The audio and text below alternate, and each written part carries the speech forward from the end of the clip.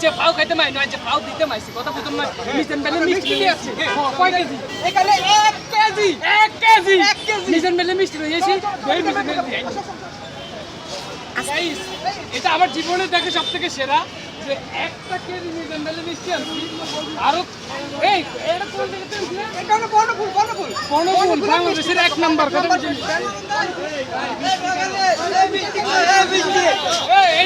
এটা মিজান ভাইয়ের জন্য কেউ পারবে না। মিজান ভাই আরে কয় নোয়া খেলে নাকি পাও খায়। আজ যে পাও খায় না মিজান দিতে পারছে।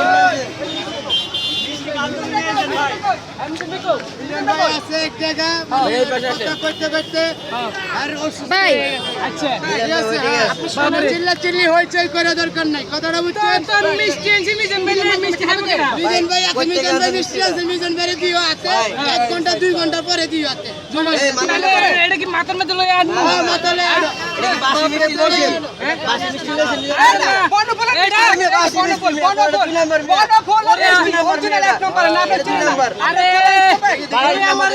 বিশেষ করতে ভাই নগদ টিয়া গনি মিষ্টি কিনছে 1 কেজি। হালকা করে একটু কথা কইতে চাই, সেটা হচ্ছে যে মিজান ভাইরে তো অনেকে খাবায় মিষ্টি। আজকে মিজান ভাই আমগো দাঁড়ে নাই, অনেক আশা ভরসা করে মিজান ভাইলা নিয়ে এসেছি।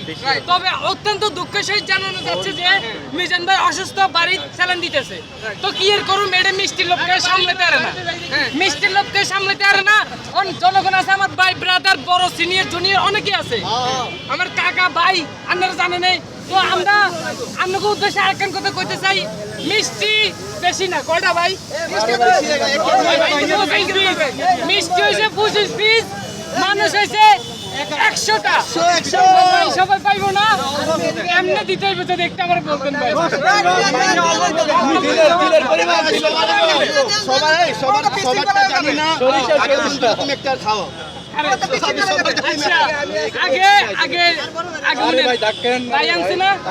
একটু খাওয়াই, আমি একটু খাই, পরবর্তীতে সবাই একটা